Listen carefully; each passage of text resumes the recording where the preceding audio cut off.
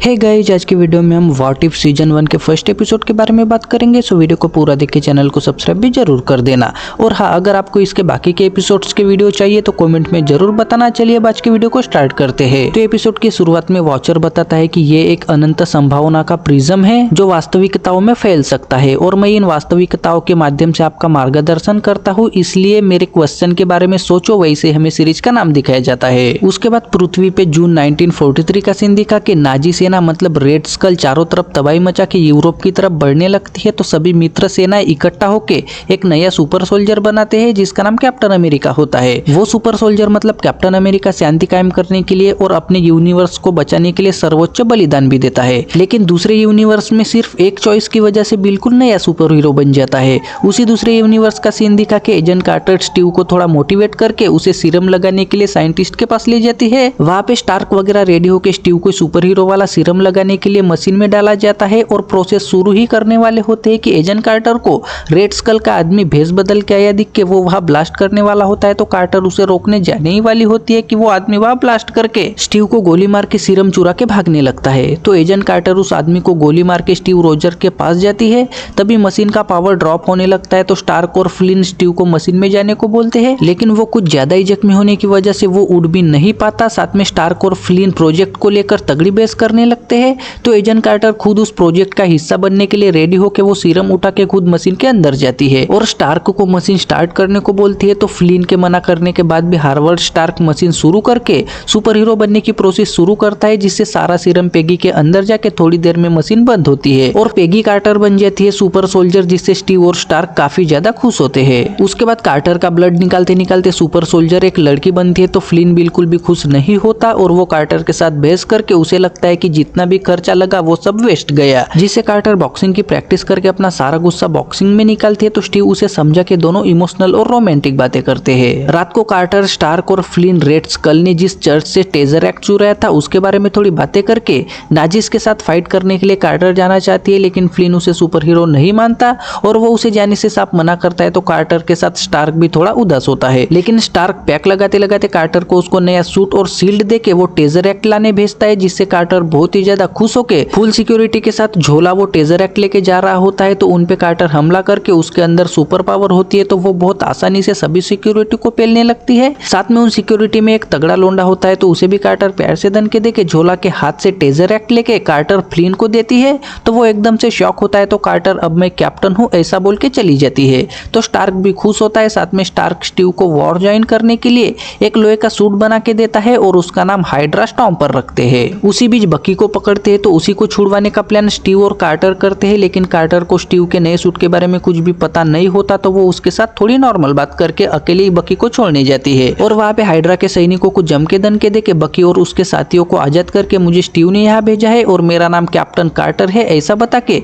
उनके साथ हाइड्रा के अड्डे से बाहर निकलने लगते हैं। तो हाइड्रा के सैनिक उन्हें चारों तरफ से घेर लेते हैं, जिससे कार्टर फोन से एयर सपोर्ट मांगते हैं। तो उड़ते हुए स्टीव आता है, जिसे देख के कार्टर के साथ बकी भी शॉक होता है और फिर कार्टर, बकी, स्टीव के साथ बाकी के सैनिक भी हाइड्रा के लोगों को मार के वहां से निकल जाते हैं। साथ में उसके बाद कार्टर स्टीव के साथ मिल के बहुत सारे मिशंस को अंजाम देते हैं, जिससे कर्नल फ्लिन बहुत ज्यादा खुश होता है। यह टेजरैक्ट खोने से और हाइड्रा के लोगों की धुलाई से नाजी सेना का जनरल रेड स्कल पे भड़क के उसका साथ देने से थोड़ा हिचकिचाने लगता है। तो रेड स्कल उसे मार के मेरा चैंपियन आने वाला है ऐसा बोल के अपना मास्क निकाल के उसके साथ ही हाइड्रा के नाम के नारे लगाने लगते हैं। कार्टर और स्टीव मस्त पैक लगाते लगाते दोनों सुपर पावर की बात करके स्टीव अभी भी मेरी तरह बारीक और पतला होता है, तो वो थोड़ा उदास होने लगता है, जिससे कार्टर उसे थोड़ा मोटिवेट करके दोनों चुम्मा चाटी का मूड बनाते हैं। लेकिन तभी बकी को वगैरह रेड स्कल की खबर मिलती है। तो स्टार्क उन्हें बुलाने आके उनकी चुम्मा चाटी का प्लान बिगाड़ देता है और फिर बर्फ की वादियों में कार्टर, स्टीव वगैरह प्लान बना के रेड स्कल को पकड़ने जाते हैं। उस ऑपरेशन का नाम वो लोग वेयर ईगल्स डेयर ऐसा रखते हैं।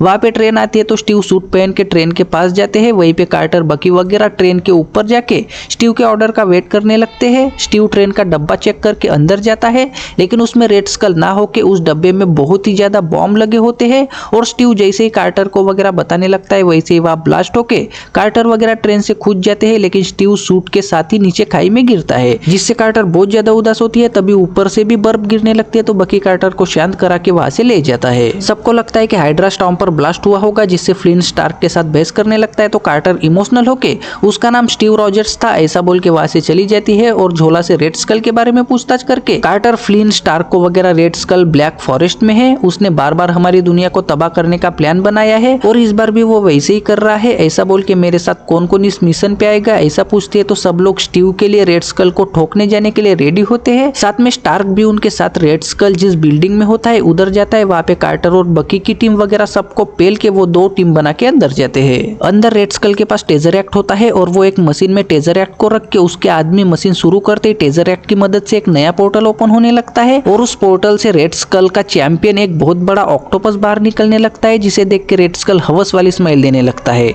बकी और उसकी टीम वहां के लोंडो को पेलते हुए आगे बढ़ते हैं तो उन्हें एक कमरे में हाइड्रा स्टॉम्पर लटका हुआ दिख के स्टीव भी बंधा हुआ दिखता है तो बकी उन्हें छोड़ने लगता है, लेकिन स्टीव सूट के अंदर जाके बकी को वगैरह वहां के जनरेटर से सूट को पावर देने को बोल के सूट स्टार्ट करके वो पेगी की तरफ जाने लगता है। कार्टर और स्टार्क दोनों अंदर जाते हैं और उन्हें पोर्टल की लाइट दिखती है तो वो दोनों उसी कमरे में जाते हैं और वहां पे पोर्टल से बहुत बड़े ऑक्टोपस को बाहर निकलते देख शॉक होके वो ऑक्टोपस रेड स्कल को भी दबोच लेता है तो स्टार्क के साथ कार्टर की भी फटने लगती है। वो ऑक्टोपस चारों तरफ तबाही मचाने लगता है तो कार्टर स्टार्क को पट से वो पोर्टल बंद करने के लिए उस मशीन के इंजन के पास ले जाके स्टार्क पोर्टल किसी तरह से बंद करने लगता है और कार्टर ऑक्टोपस के साथ वही की तलवार पकड़ के फाइट करने लगती है। तभी वहां स्टीव आता है तो कार्टर बहुत ही ज्यादा खुश होती है, लेकिन तभी ऑक्टोपस स्टीव पे हमला करके फिर से पोर्टल से बाहर निकलने लगता है तो स्टीव बकी को वगैरह बिल्डिंग के बाहर निकाल के फिर से कार्टर की हेल्प करने जाता है। वहां पे स्टार्क का पोर्टल बंद नहीं कर सकता तो कार्टर पूरा जोर लगा के ऑक्टोपस को पोर्टल के अंदर ढकेलने लगती है। तभी स्टीव भी उस पे हमला करता है तो उसके सूट की पावर खत्म होकर सूट बंद पड़ता है, जिससे कार्टर ऑक्टोपस को पोर्टल के अंदर ढकेलते टाइम इमोशनल होकर मुझे ये करना ही होगा ऐसा बोल के ऑक्टोपस के साथ कार्टर भी उस पोर्टल के अंदर जाती है। वैसे ही वहां पे ब्लास्ट होकर पोर्टल बंद हो जाता है, जिससे स्टीव टेजर एक्ट को देख के बहुत ही ज्यादा उदास हो जाता है। यह दूसरे टेजर एक्ट से एकदम से नया पोर्टल ओपन होने लगता है और उसमें से कैप्टन कार्टर ऑक्टोपस के टुकड़ों के साथ बाहर आती है तो वहां पे निक फ्यूरी और क्लिंट बार्टन होता है और क्लिंट कार्टर को पहचान के वो फ्यूरी को भी बताता है तो कार्टर उन्हें स्टीव के बारे में पूछती है, जिससे फ्यूरी उसे हम 70 साल पहले जंग जीत चुके हैं ऐसा बताता है तो कार्टर उदास होती है और यहीं पे वाचर के साथ फर्स्ट एपिसोड खत्म हो जाता है। सो गाइज आई होप आपको आज की वीडियो पसंद आई होगी। अब वीडियो को लाइक करके चैनल को सब्सक्राइब भी जरूर कर देना। साथ में अगर आपको इसके आगे के भी एपिसोड चाहिए तो कॉमेंट में जरूर बताना।